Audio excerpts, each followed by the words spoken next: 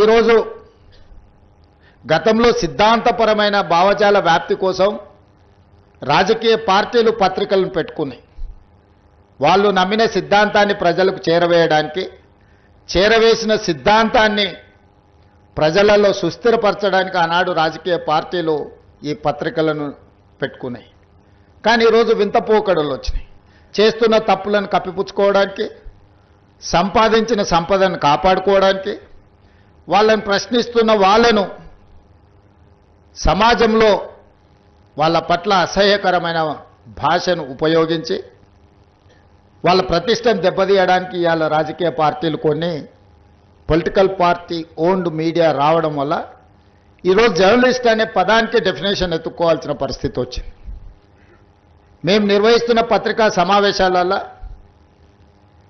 సీనియర్లు కావచ్చు, జూనియర్లు కావచ్చు, వాళ్ళు అడిగే ప్రశ్నను బట్టి వాళ్ళు జర్నలిస్టులా లేకపోతే రాజకీయ పార్టీల కార్యకర్తలు జర్నలిస్టు ముసుగేసుకొని వచ్చి ప్రశ్న అడుగుతుండ్రా అర్థం కానంత అమాయకులు ఎవరు లేరు.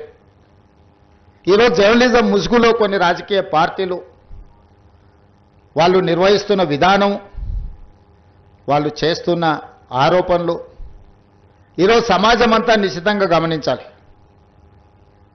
పాత్రికేయ మిత్రులకు నేను విజ్ఞప్తి చేస్తున్నా, మీరు డిఫరెన్షియేట్ చేయండి, వాళ్ళని వేరుగా కూర్చోబెట్టండి.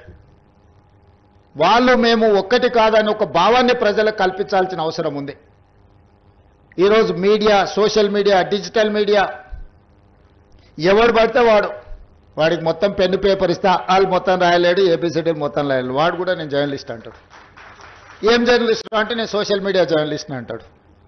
మన పేరు పక్కనే జర్నలిస్ట్ అని పెట్టుకుంటాడు. అది మొత్తం వాళ్ళ ఇంటి పేరే అయినట్టు, వాళ్ళ తాతలు ముత్తాతల నుంచి జర్నలిజంలో పుట్టి పెరిగినట్టు జర్నలిస్ట్ ఎల్లయ్య, జర్నలిస్ట్ పుల్లయ్య అని పెట్టుకుంటారు.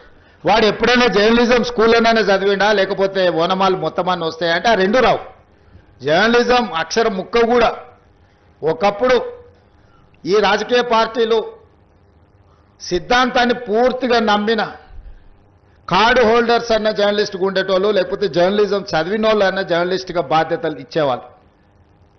వాళ్ళ పనితనాన్ని బట్టి వాళ్ళకు బాధ్యత పెంచేవాళ్ళు. కానీ ఈరోజు అది ఏమీ లేదు. ఎక్కువ ఆవారగా రోడ్ల మీద తిరిగేటోడు, ఎక్కువగా తిట్లు వచ్చినోడు, ఏదంటే అది మాట్లాడేటోడే ఈరోజు జర్నలిస్ట్ అనే ముసుగు తోడుకొని సోషల్ మీడియాలో అందరి పట్ల అసహ్యకరమైన భాషను ఉపయోగించే పరిస్థితులు వచ్చినాయి.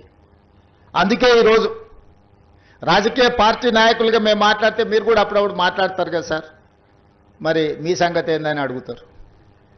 మరి అవతలలో అట్లా మాట్లాడితే సమాధానం ఎట్లా చెప్పాలో నాకు దారి దొరకడం లేదు. అందుకే నిజమైన జర్నలిస్టులు మీరు సెమినార్స్ నిర్వహించుకొని జర్నలిస్ట్ అనే పదానికి డెఫినేషన్ ఏందో డిఫైన్ చేయాల్సిన పరిస్థితి ఈరోజు సమాజంలో దాపురించింది.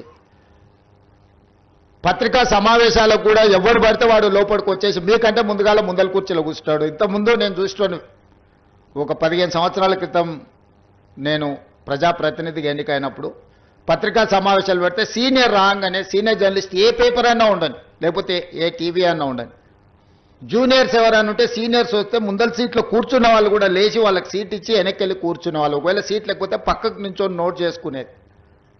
ఒక బాధ్యత, ఒక గౌరవం, ఒక మర్యాద. వాళ్ళ యాజమాన్యాలు ఎవరున్నా జర్నలిస్టుని ఒక గౌరవించుకునే పరిస్థితి ఉండే. ఇప్పుడు ఆ పరిస్థితి పూర్తిగా దెబ్బతిన్నది.